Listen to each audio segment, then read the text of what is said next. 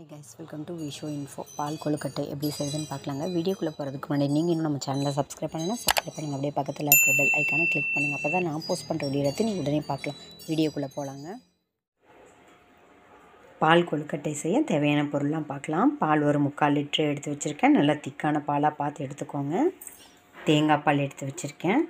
எந்த கப்பில் நம்ம அரிசி மாவு அளக்கிறோமோ அதே கப்பில் தான் இப்போ நான் சொல்கிற எல்லா அளவும் எடுத்துக்கோங்க. பால் மட்டும் 3/4 லிட்டரு எடுத்துக்கோங்க. அரிசி மாவு அளந்த கப்பில் ஒரு 3 கப்பு தேங்காய் பால் எடுத்து வச்சுருக்கேன். ஃபஸ்ட்டு தேங்காய் பால், செகண்ட் தேங்காய் பால் சேர்த்து தான் எடுத்து வச்சுருக்கேங்க. சர்க்கரை தேவையான அளவு, அரிசி மாவு 1 கப் எடுத்திருக்கேன். முந்திரி பாதாம் அரைச்சி வச்சுருக்கேங்க. இந்த தேங்காய் பால், இந்த முந்திரி விழுதெல்லாம் உங்களோட சாய்ஸ் தான். இதை சேர்க்கறதுனால நம்மளோட பால் கொழுக்கட்டை எக்ஸ்ட்ரா டேஸ்ட்டாக இருக்கும். நீங்கள் ட்ரெடிஷ்னலாக செய்கிறதா இருந்தால் வெல்லம் போட்டு கூட செய்யலாம். நான் சர்க்கரை போட்டு செய்கிறேன். தேங்காய் பால், இந்த முந்திரி பாதாம் விழுதெல்லாம் எக்ஸ்ட்ரா டேஸ்ட்டுக்காக தான் நம்ம சேர்க்குறோம். அரிசி மாவு நீங்கள் கடையில் வாங்கின மாவு, வீட்டில் அரைச்ச மாவு, மில்லில் அரைச்சி வாங்கின மாவு எதாக இருந்தாலும் சரி.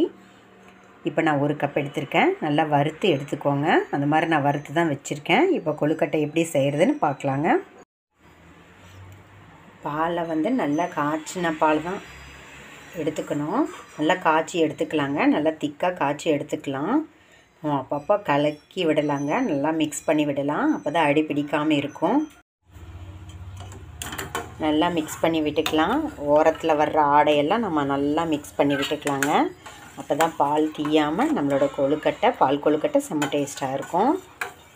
இப்போ இது நல்லா ரெடியூஸ் ஆகணும். நல்லா கொதிச்சிட்ருக்கட்டுங்க. கடைசியாக தான் தேங்காய் பால் சேர்க்கணும். இப்போ இந்த 3/4 லிட்ரு பால் நல்லா குறையட்டும். ஓரளவுக்கு குறையட்டும், ரொம்ப குறையக்கூடாது.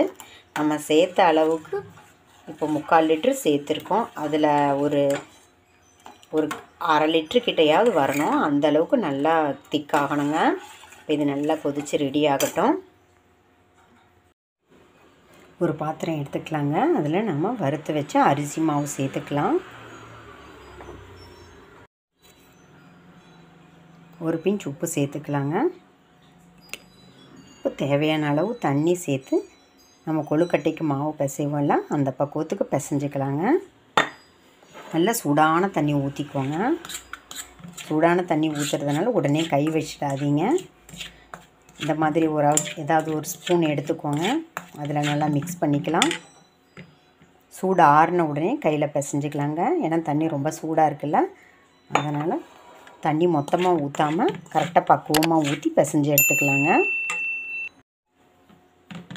பாருங்கள், பக்குவமாக மாவு நல்லா பிசைஞ்சு வச்சாச்சு. இதை நமக்கு பிடிச்ச ஷேப்பில் இந்த மாதிரி நீள்வாக்குலேயும் செய்யலாம். இல்லை இந்த மாதிரி குட்டி குட்டி பால்ஸாகவும் செய்யலாங்க. நான் இந்த மாதிரி பால்ஸ் மாதிரி தான் ரெடி பண்ண போகிறேன்.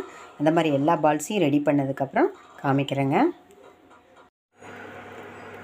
கொழுக்கட்டைக்கு தேவையான பால்ஸ் எல்லாம் ரெடி பண்ணியாச்சுங்க. இப்போ இதை ஆவியில் ஒரு 5 மினிட்ஸ் வேக வச்சு எடுத்துக்கலாம்.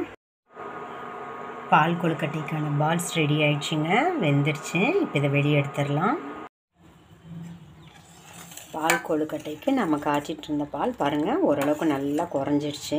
இப்போ நம்ம ரெடி பண்ணி வச்சுருக்கிற பால்ஸை இதில் சேர்த்துக்கலாங்க.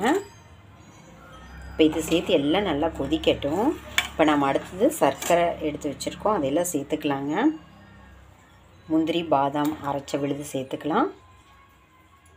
இதெல்லாம் உங்கள் சாய்ஸ் தான். முந்திரி பாதாம் விழுதெல்லாம் உங்களுக்கு விருப்பம் இருந்தால் சேர்த்துக்கோங்க, இல்லாட்டி விட்டுருங்க. நம்ம எடுத்து வச்சுருக்கிற சர்க்கரை உங்கள் இனிப்புக்கு தகுந்த மாதிரி சேர்த்துக்கோங்க. நான் 1க்கு 2 பங்கு அப்படிங்கிற ரேஷியோவில் சேர்த்துருக்கேன். இப்போ நம்ம சேர்த்த சர்க்கரை, முந்திரி பாதாம் விழுது, அப்புறம் இந்த பால்ஸ் எல்லாம் சேர்த்து நல்லா ஒரு கொதிக்கட்டுங்க. பால் கொழுக்கட்டை கொதித்து ரெடி ஆகிட்டுருக்குங்க. நம்ம அந்த முந்திரி பாதாம் விழுது, சர்க்கரை, இந்த பால்ஸ் எல்லாம் சேர்த்து நல்லா கொதிச்சிட்ருக்கு. இப்போ ஓரளவுக்கு நல்லா திக்காகிடுச்சு. இப்போ நம்ம கடைசியாக தேங்காய் பால் எடுத்து வச்சுருக்கோம், அதை இப்போ சேர்த்துக்கலாங்க. தேங்காய் பால், முந்திரி பாதாம் விழுதெல்லாம் உங்கள் சாய்ஸ் தான். எக்ஸ்ட்ரா டேஸ்ட்டுக்காக தான் நான் அதை சேர்க்குறேன். உங்களுக்கு விருப்பம் இல்லைன்னா நீங்கள் அதை ஸ்கிப் பண்ணிடலாம்.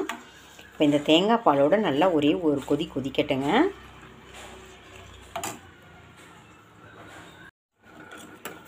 நம்மளோட பால் கொழுக்கட்டை கொதிச்சு ரெடி ஆயிடுச்சுங்க. இப்போ இது ஒரு பவுலுக்கு மாற்றிக்கலாம். பாருங்கள் எந்த அளவுக்கு சூப்பராக வந்திருக்கு. இந்த அளவுக்கு திக்காக இருக்கணும், அப்போ தான் நல்லாயிருக்கும். சூப்பராக நம்மளோட பால் கொழுக்கட்டை ரெசிபி ரெடி ஆயிடுச்சுங்க. இது ட்ரெடிஷ்னல் ரெசிபி தான். வெல்லம் போட்டு செய்யலாம், சர்க்கரை போட்டும் செய்யலாம். ஒவ்வொன்றுக்கும் ஒவ்வொரு டேஸ்ட் இருக்குங்க. நீங்கள் ரெண்டுமே செஞ்சு பாருங்கள். அதே மாதிரி தேங்காய் பால் போட்டு செஞ்சால் ஒரு டேஸ்ட்டு, தேங்காய் பால் போடாமல் செஞ்சால் ஒரு டேஸ்ட்டுங்க. தேங்காய் பால், அந்த முந்திரி பாதாம் விழுதெல்லாம் உங்கள் சாய்ஸ் தான். உங்களுக்கு விருப்பம் இருந்தால் சேர்த்துக்கோங்க. நம்ம வீட்டில் குழந்தைங்க பெரியவங்க எப்படி சாப்பிட்றாங்களோ அதுக்கு தகுந்த மாதிரி நீங்கள் டேஸ்ட்டு மாற்றிக்கலாங்க. ஒவ்வொரு டைம் ஒவ்வொரு மாதிரி செஞ்சு பாருங்கள். ஆனால் இது ட்ரெடிஷ்னல் ரெசிபி, தவறாமல் செஞ்சு பாருங்கள். சூப்பராக நம்மளோட பால் கொழுக்கட்டை ரெடி ஆகிடுச்சு. ட்ரை பண்ணி பாருங்கள். என்னங்க இந்த ரெசிபி உங்களுக்கு பிடிச்சிருந்தா லைக் பண்ணுங்கள், ஷேர் பண்ணுங்கள், கமெண்ட் பண்ணுங்கள். ஞாபகமாக சப்ஸ்கிரைப் பண்ணுங்கள். ஓகே, பாய்.